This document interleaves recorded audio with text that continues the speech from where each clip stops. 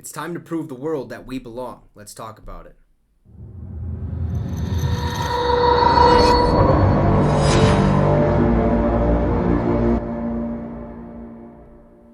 What's up, Vikings Nation? Welcome to the Minnesota Vikings Syndicate. I'm your host, Trey Wicks. Now, before we get started, if this is your first time on this channel, we talk all things Minnesota Vikings related. So if that's something you would like, consider hitting that subscribe, as we're trying to reach 550 subs by November 14th.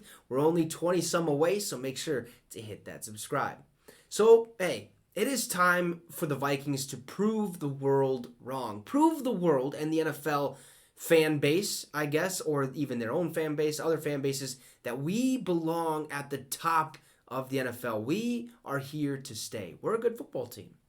That's what they got to do this weekend, okay? And a writer for the NFL, Kevin Petraw, dove through this situation and actually got a couple quotes from Jordan Hicks and Adam Thielen. So he started it off by saying, the Minnesota Vikings take their 7-1 record to Buffalo this weekend to face the 6-2 Bills in the only matchup of Week 10 between two clubs with winning records.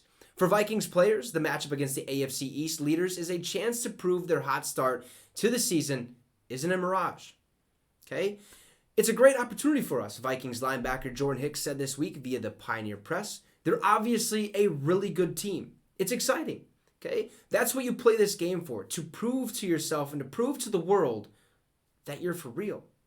Now, while the Vikings own the second best record in the NFL behind the 8-0 Eagles, Minnesota has only one victory over a team currently with a winning record. Okay, Week 6's 24-16 win over Miami, in which quarterback Tua Tagovailoa did not play. The Vikes, with a .387 strength of victory, combined win percentage of all teams defeated in 2022, is the third lowest among clubs with a winning record. Now, after getting shellacked in primetime against the Eagles in Week 2, the Vikings have earned 6 consecutive victories, but they haven't been pretty, with an average margin of victory of 5.5 points during that span and no win by more than 8. The Vikings have found a way to win each game, including Sunday's 10-point fourth quarter comeback against the Washington Commanders. Now, regardless of Bills quarterback Josh Allen's elbow injury status, the Vikings know that they need a 60-minute performance to knock off Buffalo on the road. I think it's important to play the best and play well against the best, Vikings receiver Adam Thielen said Monday. We're also not going to treat this as a Super Bowl. It's not win or go home. But at the same time, okay, each game in this league, each week, is a big game.